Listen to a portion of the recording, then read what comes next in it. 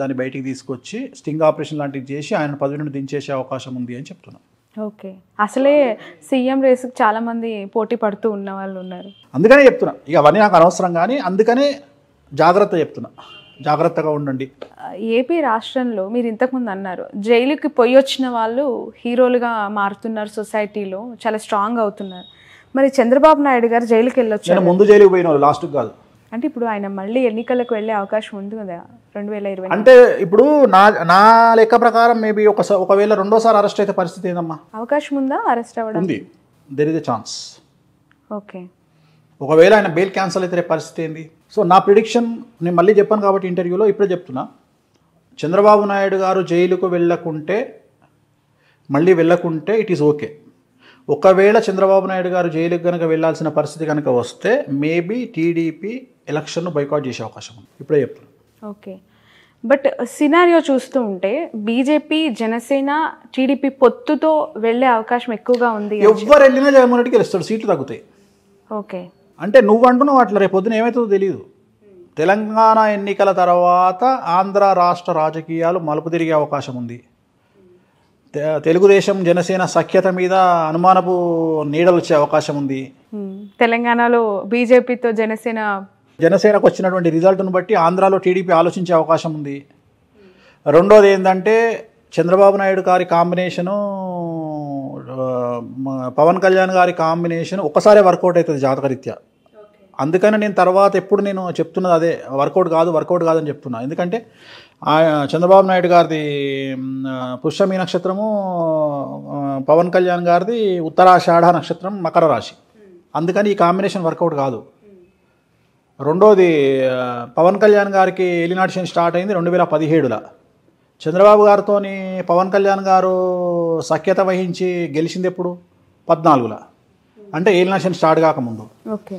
2017లో start అయిన ఏలినాటి శని 2025 July వరకు ఉంది పవన్ కళ్యాణ్ గారికి. ఇక్కడ కేటీఆర్ గారి పరిస్థితి ఏందో అక్కడ సేమ్ ఆయన పరిస్థితి కూడా అంతే. అందుకని నా ఉద్దేశం ప్రకారం ఏంటంటే వీళ్ళ కలయిక తెలుగుదేశానికో లేకుంటే ఇంకొకళ్ళకో మైనస్ అయ్యే పరిస్థితి ఉంటుంది తప్ప పాజిటివ్ అవుట్కమ్ వస్తుంది అని నేను ఎక్స్పెక్ట్ చేయట్లా జాతకపరంగా, నా ఉద్దేశం ప్రకారం. సో అందుకని రేపు ఏవైనా మార్పులు జరిగే అవకాశం ఉంది ఆంధ్రప్రదేశ్లో. ఓకే, సో ఇప్పుడు ఎన్నికలకి వెళ్ళే అవకాశం లేదు అని అంటున్నారు కదా, ఒకవేళ టీడీపీ వైదొలిగించుకునే అవకాశం కనిపిస్తుందా జనసేన? అదే చెప్తున్నా నేను అనే పాయింట్ ఏంటంటే చంద్రబాబు నాయుడు గారు ఒకవేళ మళ్ళీ జైలుకి వెళ్తే మొత్తం ఎలక్షన్ సినారియో మారిపోతుంది. ఇప్పుడు మార్చి ఎండింగ్లో ఎలక్షన్లు ఉంటాయి ఆంధ్రాలో, మే 1కు రిజల్ట్ వస్తాయి. సో మార్చిలో ఎలక్షన్లు అన్నా కానీ మార్చి ఎండింగ్ కన్నా కానీ ఒకవేళ ఈయన సపోజ్ జనవరిలో లోపలికి వెళ్ళారనుకోండి, మళ్ళీ డిసెంబర్లో వెళ్ళారనుకోండి, టోటల్ సినారియో మారిపోతుంది కదా, స్టేట్ సినారియో మారిపోతుంది. బట్ ఈ పరిణామాలన్నీ సింపతిగా మారే అవకాశం లేదా? ఏముండదు సింపతి అంటే, సింపతి ఒకవేళ అట్లా అనుకుంటే జగన్మోహన్ రెడ్డి గారు 2014లో సీఎం కావాలి. ఎందుకు అంటే మా నాయకుడిని ఇబ్బంది పెడుతోంది ప్రభుత్వం, ఆ స్టేజ్ దాటిపోయి డెవలప్మెంట్ ఏమీ చెయ్యట్లేదు, ఏముండదు, డబ్బులు ఇచ్చి సోమర్లను చేస్తున్నారు జగన్ అని విమర్శించే వాళ్ళు చాలా మంది ఉన్నారు. అవన్నీ మళ్ళా టైంపాస్ జాతకము. ఇప్పుడు తెలంగాణలో ప్రతి ఒక్కళ్ళు తెలంగాణ అభివృద్ధిలోకి వచ్చింది అని అనుకున్నప్పుడు మరి కేసీఆర్ గారు ముఖ్యమంత్రి కావాలి కానీ కాంగ్రెస్ ఎట్లయింది? ఓకే, అంటే ఒరిజినల్ ఊర్లలో ఉన్న పరిస్థితి మామూలు పరిస్థితి మనం మాట్లాడుకునే పరిస్థితికి చాలా తేడా ఉంటుంది. సో ఎప్పుడే కానీ ఓట్లు వేసేవాడు వచ్చి మాట్లాడాడు, ఓట్లు వేసేస్తాడు అంతే. ఎప్పుడే కానీ ఎవరు మాట్లాడతారు అంటే హైదరాబాదులో ఉండి ఎలక్షన్ రోజు కూడా ఓటీటీ కతుకుపోయి చికెన్ తెచ్చుకొని మందు తాగుకుంటూ టీవీలలో ఎంజాయ్ చేస్తారు కదా, ఓట్లు వేయకుండా, వాళ్ళు మాత్రమే మాట్లాడతారు. పల్లెటూర్లలో ఉండి ఓట్లు వేస్తారు కదా, వాళ్ళకి ఇవన్నీ తెలియదు, వాళ్ళు హ్యాపీగా వెళ్ళిపోయి ఓట్లు వేస్తారు. అది మొన్న వచ్చింది కదా హైదరాబాద్ ఓటింగ్, మొత్తం ఓటీటీలో కతుక్కుపోయి కొత్త సిరీస్లన్నీ చూసుకుంటూ ఎంజాయ్ చేశారు కదా. ఎలా చూస్తారు గురుజీ ఆ ఇన్సిడెంట్? అంటే నాకు కూడా చాలా షేమ్ అనిపించింది. వై? బికాజ్ ట్విట్టర్ అనేది చాలా హ్యాపెనింగ్ సోషల్ మీడియా ప్లాట్ఫామ్. ఇప్పుడు ఏది జరిగినా with in fraction of seconds అక్కడ ఒక పోస్ట్ పెట్టేస్తారు, ట్విట్టర్లో వైరల్ చేసేస్తూ ఉంటారు. ఏ పార్టీ వాళ్ళైనా, పార్టీలకు అతీతం కామన్ మ్యాన్ కూడా అంతే. మా దగ్గర రోడ్ ఇట్లా గుంతుంది, మీరేం పట్టించుకుంటున్నారు అని చెప్పి పోస్ట్ పెడతారు, జిహెచ్ఎంసీకి ట్యాగ్ చేస్తారు, కేటీఆర్ గారు ట్విట్టర్లో ఎక్కువ రియాక్ట్ అవుతారు కాబట్టి ఆయనకి ఎక్కువగా పెట్టేవాళ్ళు ఇంతకుముందు. సో ఇప్పుడు ఎవరు పెడతారు అనేది అది వేరే విషయం అనుకోవచ్చు. బట్ ఆ రోజు దాదాపు 45% కూడా నమోదు కాని పరిస్థితి హైదరాబాద్లో. అప్పుడు కొత్త రూల్ పెట్టాలి, వాడు ట్వీట్ చేయగానే కింద వీళ్ళు ట్వీట్ చేయాలి, నువ్వు ఓటేషన్ స్లిప్ పెట్టాలి. ఇప్పుడు సీఎంఓ ఉంటుంది, తెలంగాణ సీఎంఓ ఉంటుంది కదా, ఇప్పుడు వాడు ట్వీట్ చేస్తాడు కదా, ఈ ట్వీట్ చేసే వాళ్ళంతా ఆల్మోస్ట్ ఆల్ సాఫ్ట్వేర్ వాళ్ళు అయి ఉంటారు నాకు తెలిసి. సాఫ్ట్వేర్ ఈ మోరీ ట్వీట్ చేయగానే వన్ ట్వీట్ కిందనే సీఎంఓ నుండి ట్వీట్ చేయాలి, నీ ఓటర్ స్లిప్ పెట్టని. ఎందుకు ఇంత అనాసక్తి అంటారు ఓటర్స్లో, హైదరాబాద్ వాసులకి ఎస్పెషల్? ఏం లేదు, ఇప్పుడు అనాసక్తి లేదు, పాడలేదు, దాన్ని ఒక సెలవు దినంగా ప్రకటించారు. ఓట్లు వేయాలి ఇవన్నీ కాదు, మాకు కొత్త ఓటీటీలా నెట్ఫ్లిక్స్లో ఏమొచ్చింది, డిజ్నీ హాట్స్టార్లో ఏమొచ్చింది, ఈరోజు మళ్ళీ వాడు మందు అంటుండే ఎలక్షన్ అని 2 రోజుల ముందే తెచ్చుకోవాలి మందు. అయితే ఇవైతే గుర్తుంటాయి, మందు తెచ్చుకొని పెట్టుకుంటారు, పెళ్ళానికి ఏం కావాలి, మొగనికి ఏం కావాలి, ఆ మందు ఇంట్లో పెట్టుకుంటారు, చికెన్ మళ్ళీ ఫ్రిడ్జ్లో పెట్టుకుంటారు, మళ్ళీ ఇవన్నీ రెడీ చేసుకొని పొద్దున్నే వండుకొని మంచిగా టీవీ ముందర కూర్చొని ఎంజాయ్ చేస్తాడు. సెలవు ఆ రోజంతా ఎంజాయ్ చేస్తాడు. అయితే సెలబ్రిటీల బాధ ఏంది, రాకపోతే ఏడిస్తారు కాబట్టి పొద్దున్నే 6 గంటలకు పొలవమంటూ సెలబ్రిటీలు అందరూ వచ్చి లైన్ పడి ఆ ఇంకు చూపించి ఫోటోలు దిగాలి, అన్ని ఛానళ్ళకు ఇట్లా చూపించాలి. ఎందుకంటే ఇటు కనిపించలేదు, ఓటేయలేదు అని మళ్ళీ ఎక్కుతారు, అదొక బాధ. చిరంజీవి గారు ఆయన ఎంత మౌనవ్రతంలో ఉన్నా అని చెప్తున్నాడు ఆయన. చూసినావా, చిరంజీవి గారి దగ్గరికి వచ్చి ఆయన అది ఓటేసుకుంటానికి వచ్చిండు, వాళ్ళ ప్రైవసీ వాళ్ళకు ఉంటుంది, వదిలేస్తే అయిపోతుంది కదా. చిరంజీవి గారు మాట్లాడండి అంటే చెప్పాల్సిన అవసరం బాధ్యత ఆయన మీద కూడా ఉంది కదా, స్పందించకపోతే ఎందుకు మాట్లాడలేదని కూడా మళ్ళీ ప్రశ్నలు వస్తాయి. మన పెళ్లికి వచ్చిండు ఆయన, ఓటేసేందుకు వచ్చిండు, వేసుకుంటాడు పోతాడు, అదైనా పర్సనల్ వ్యక్తిగతము. ఏం నోరు తెరిస్తే ఏం పెంట పెడతారో, ఇవాళ రేపు పరిస్థితి ఎట్లుంది, ఏం మాట్లాడితే ఏం పెంట మాట్లాడకపోతే తప్పే, మాట్లాడినా తప్పే, అట్లుంది పరిస్థితి. ఆయన వ్యూహం ప్రకటించి బాబ్రీ మసీద్ గులగొట్టినప్పుడు మన పివి నరసింహారావు గారి దగ్గరికి పోయి పివిఎస్కే ప్రసాద్ గారు పోయి అడిగిరట, అయ్యా మీరేం మాట్లాడట్లేదు ఏంది పరిస్థితి అన్నాడు. అరే ఏం మాట్లాడకపోవడం నిశ్శబ్దం కూడా ఒక నిర్ణయమే రా అన్నాడు. అట్లా చిరంజీవి గారి దగ్గరికి పోయి మాట్లాడు అంటే మౌనవ్రతంలో ఉన్నా అని చెప్పిండు ఆయన. కానీ ఎంత విచిత్రంగా చెప్పిండు, మౌనవ్రతంలో ఉండి కూడా నోటితో చెప్పిండు. చెప్పినప్పుడు ఈ పక్కకున్నాయి కానీ ఆయనకు అర్థంగా మళ్ళీ పెడితే నేను మాట్లాడపో అన్నాడు. రైట్. రాహుల్ గాంధీకి సంబంధించి జోడో యాత్ర తర్వాత కాంగ్రెస్ బాగా పుంజుకుంది రాష్ట్రంలో అని. ఏంటి రాహుల్ గాంధీ గారి యొక్క పరిస్థితి ఏ విధంగా అవుతారా? కాదు, ఆయన ప్రధానమంత్రి యోగం లేదు. అంటే వాళ్ళ ఫ్యామిలీ డిఫరెంట్. మనం మాట్లాడంగానే ట్రోలర్స్ తిడుతుంటారు కానీ అదొక విచిత్రమైన ఫ్యామిలీ. వాళ్ళు సీట్లో కూర్చోవాలనుకుంటే ఇవాళ అసలు వేరే పార్టీలు, ఇవాళ భారతదేశాన్ని వేరే పార్టీలు పాలించే పరిస్థితి మనకు ఉండకపోతుండే, వాళ్ళ ఫ్యామిలీ ఉండేది. సో వాళ్ళు తెగించారు కాబట్టి వాళ్ళ వేరే పార్టీలు వచ్చి గవర్నమెంట్ రూల్ చేస్తున్నాయి సెంట్రల్లో. సరే రేపు పొద్దున కూడా అంతే, రేపు పొద్దున కాంగ్రెస్ పార్టీ అధికారంలోకి వస్తే ఇండివిజువల్గా కాదు, హంగ్ వచ్చి ప్రాంతీయ పార్టీలన్నీ కలిసి maybe second largest party Congress party అయ్యే 130, 150, 160 సంపాదిస్తే మిగిలిన పార్టీలన్నీ కలిసి డిఎంకే కానీ, తృణమూల్ కాంగ్రెస్ కానీ, స్టాలిన్ కానీ వీళ్ళందరూ కలిసి గవర్నమెంట్ ఫామ్ చేస్తే మల్లికార్జున్ ఖర్గే గారో లేకుంటే నితీష్ కుమార్ గారో ప్రధానమంత్రి అయ్యేటువంటి జాతకాల్లో ఉంటారు, వీళ్ళ జాతకాల్లో ఉంటారు. రాహుల్ గాంధీ గారి జాతకము ప్లస్ నరేంద్ర మోడీ గారి జాతకం ఒకటే. కానీ ఇద్దరూ కష్టపడాల్సిన సందర్భంలో రాహుల్ గాంధీ గారు మాత్రమే కష్టపడ్డారు రాశిపరంగా, నరేంద్ర మోడీ గారు సుఖపడ్డారు. అంటే నేను జాతకపరంగా మాట్లాడుతున్నాను. అంటే ఏలినాటి శని అనేది నీకు తెలుసు, చాలా టార్చర్ పెడుతుంది. నరేంద్ర మోడీ గారిని ప్రధానమంత్రిని చేసింది, రాహుల్ గాంధీ గారిని పదవి నుంచి దించేసింది, వాళ్ళ గవర్నమెంట్ పోయగొట్టింది. సో ఇప్పుడు అష్టమ శని నడుస్తుంది ఇద్దరికి, అర్ధాష్టమ శని నడుస్తుంది ఇద్దరికి, వృశ్చిక రాశికి. ఈయనది రాహుల్ గాంధీ గారిది జ్యేష్ఠ నక్షత్రము, నరేంద్ర మోడీ గారిది అనురాధ నక్షత్రం, ఇద్దరిది ఒకటే రాశి వృశ్చిక రాశి. సో ఇద్దరు జాతకాల్లో నేను ఇంతకుముందు కూడా ఇంటర్వ్యూలో చెప్పిన పప్పు నిప్పుగా మారే అవకాశం ఉంది అని చెప్పిన. రాహుల్ గాంధీని పప్పు అంటారు అందరూ. సో ఆ పప్పు నిప్పుగా మారే అవకాశం వచ్చింది. ఇప్పుడు జరిగినటువంటి స్టేట్ ఎలక్షన్స్తో సంబంధం లేదు, సెంట్రల్లో మాత్రము ఇప్పుడున్నటువంటి పరిస్థితులు మారి కొద్దిగా కాంగ్రెస్ పార్టీ పుంజుకునే అవకాశం ఉంది. ఎలా గురూజీ ఇప్పుడు మనం చూస్తున్న 5 రాష్ట్రాలు మధ్యప్రదేశ్, ఇవన్నీ 5 రాష్ట్రాలలో ఇవాళ ఒక రాష్ట్రం తీసేస్తే 4 రాష్ట్రాలు, 4 రాష్ట్రాలలో ఇంచుమించుగా 3 రాష్ట్రాలలో బీజేపీ, ఒక రాష్ట్రంలో కాంగ్రెస్. సో వీటితో సంబంధం లేకుండా పుంజుకుంటుంది అని చెప్తున్నా. ఓకే, వీటితో సంబంధం లేకుండా పుంజుకుంటుంది. లోక్సభని డిసైడ్ చేసి అక్కడున్న సీట్లు లేదంటే పిఎం సీట్ని డిసైడ్ చేసే మధ్యప్రదేశ్లో రిజల్ట్ ఈరోజు చూసిన తర్వాత స్టిల్ కాంగ్రెస్కి అనుకూల పరిస్థితులు ఉన్నాయి. నేను అందుకని ఏమన్నా కాంగ్రెస్ సింగిల్ కొడుతుంది నేను అనట్లా, సెకండ్ లార్జెస్ట్ పార్టీ అవ్వచ్చు అని చెప్తున్నా. ఉదాహరణ బీజేపీకి 170 వచ్చినాయి, కాంగ్రెస్కు 150 వచ్చినాయి. ఇండియా కూటమి అంతా ఎవరితో ఉంటుంది?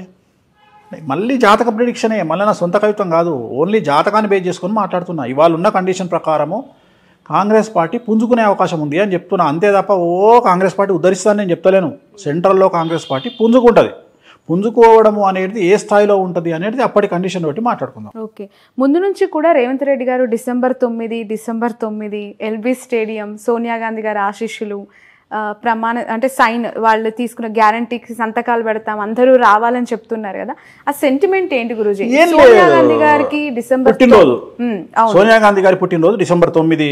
ఆ టైమింగ్, దానికి ఉన్న బలం ఏంటి? ఎందుకు చెప్తా. ఓకే, 2009 నవంబర్ 28 నాడు శ్రీకాంతచారి సూసైడ్ అటెంప్ట్ చేసిండు, కాల్చుకున్నాడు. 3వ తారీఖు చనిపోయాడు. ఇవాళ రోజున మనం మాట్లాడుకుంటున్న రోజున 9వ తారీఖు నాడు కేంద్రం నుండి ప్రకటన వచ్చింది, సోనియా గాంధీ పుట్టినరోజు. సో ఆయన ఉద్దేశం ఏంటి అంటే, సోనియా గాంధీ పుట్టినరోజు కాబట్టి ఆ రోజు సోనియా గాంధీ గారిని పిలిచి, రాహుల్ గాంధీ గారిని పిలిచి, ప్రియాంకమ్మని పిలిచి వీళ్ళందరినీ కలిపి ఆయన ప్రమాణ స్వీకారం చేయాలనేది ఆయన కోరిక, అంతే. ప్లస్ ముహూర్తం తీసుకుంటే మాత్రం ఇప్పుడు నేను చెప్పినట్టుగా ఆల్రెడీ మనం అనుకుని, అంటే నాకున్న సోర్స్ ప్రకారము ముహూర్తం అంటే మకర లగ్నం, వృషభ లగ్నం, మిథున లగ్నం, కర్కాటక లగ్నం, 4 లగ్నాలలో ఏదో ఒక లగ్నంలో ఆయన ప్రమాణ స్వీకారం చేసే అవకాశం ఉంది. 4, 7, 9 ఏ రోజైనా ఈ ముహూర్తాలలోనే ఉంటుంది. అంటే ఉదయం 9:15 నుండి 11:15 లేదా ఈవినింగ్ 5 నుండి 8 మధ్యలో ఉంటుంది. ఇప్పుడు నేను చెప్పిన లగ్నాలనే ఉంటుంది. ఏ లగ్నంలో ఉన్నా ఏది ఉన్నా మళ్ళీ నేను చెప్పిన ఇన్సిడెంట్ అయితే జరగక మానవు, అందుకని జాగ్రత్తగా ఉండాలి. ఎందుకంటే ఆయన జాతకాన్ని బేస్ చేసుకొని ఇక్కడ లగ్నానికి సంబంధం లేదు, నేను ముహూర్త బలం చూసి చెప్తలేను, ఆయన జాతకంలో ఉన్న యోగాన్ని బట్టి జాగ్రత్తగా ఉండమని చెప్తున్నాను. ఓకే, అటు చూస్తే బీఆర్ఎస్ పార్టీలో కేసీఆర్ గారికి కారాగారం లేదంటే న్యాయపరమైన చిక్కులు అని మాట్లాడారు. నేను కేసీఆర్ గారు ఒక్కరికే చెప్తలేను, తెలంగాణ వ్యాప్తంగా సుమారు 8 నుండి 9 మంది రాజకీయ నాయకులకు, సుమారు 4 బిజినెస్ మ్యాన్లకు, సుమారు ఒక స్వామీజీకి ఈ థ్రెట్ ఉందని చెప్తున్నాను నేను. ఈ న్యాయపరమైన చిక్కులు ఒక స్వామీజీకి కూడా, ఒక సన్యాసి, స్వామీజీ, పీఠాధిపతి, నువ్వు ఏమనుకుంటావో అనుకో, కాషాయం వేసుకునే ఆయన ఎవరో కావచ్చు. అట్లా ఎట్లా చెప్తారు? పేర్లు చెప్పొచ్చు కదా. పేర్లు తప్పదు, పేర్లు చెప్పచ్చు. మనం అవగాహనతో అంచనాతో చెప్తున్నాం మనం, అది అంతేగాని ఈయన ఉంటాడు అని ఎట్లా చెప్తాం, ఆయనకే చెప్తుంటే పోయి.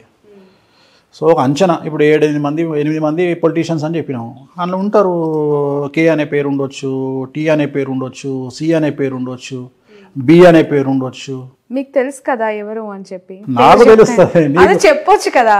ఇంటర్వ్యూ అయిపోగా నీతోనే మాట్లాడతా. నేను ఆల్రెడీ గెస్ట్ చేశాను.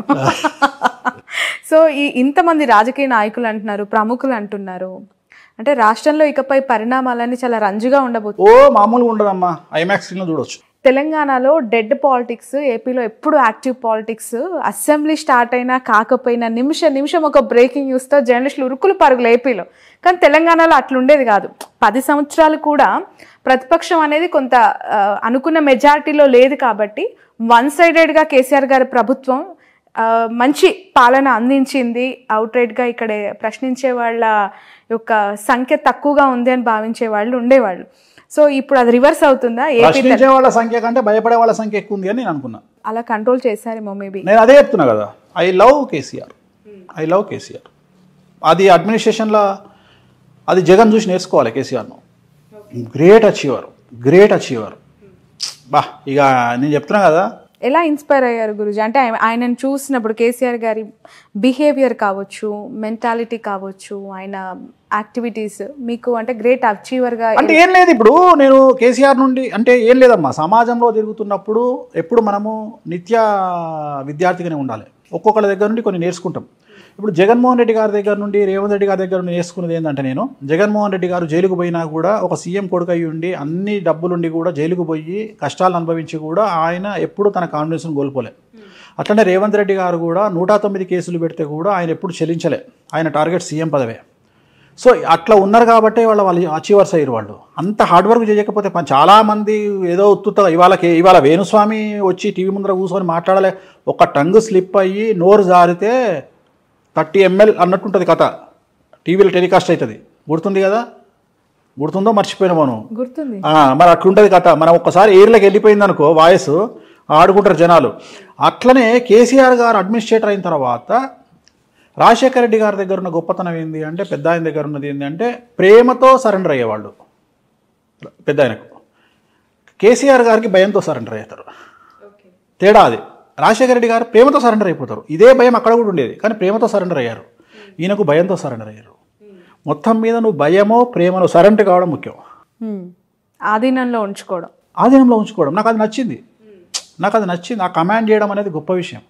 ఏకఛత్రాధిపత్యం ఇక అంతే, ఇక ఏకఛత్రాధిపత్యం. సరే ఇప్పుడు రేపు వచ్చిండా రాలేదా తర్వాత ఏమైతే దశా చిత్రం, అరే అటు దశ తిరిగిందిరా, నిజంగా దశ తిరిగింది అయింది. 2014 నుండి 24 వరకు ఈ కింగ్ అంటే కింగ్ లెక్కనే బతికిండు. పెద్ద ఆయన రాజశేఖర రెడ్డి గారు కూడా కింగ్ లానే బతికారు. సౌత్ పాలిటిక్స్కి సంబంధించి వీళ్ళు గుర్తుంచుకోవాల్సిన, వీళ్ళ పరిపాలన గుర్తుంచుకునే విధంగా ఉంటుంది అనటానికి చాలా అంశాలు ఉన్నాయి. ఏదమ్మా తెలంగాణ జాతిపిత కేసీఆర్, అది ఒక్కటి చాలమ్మా. ఆయన ఏం చేసిండు అనేది సెకండరీ. తెలంగాణ రావాలి అనేది నా చిరకాల వాంఛ. తెలంగాణ తీసుకొచ్చిండు.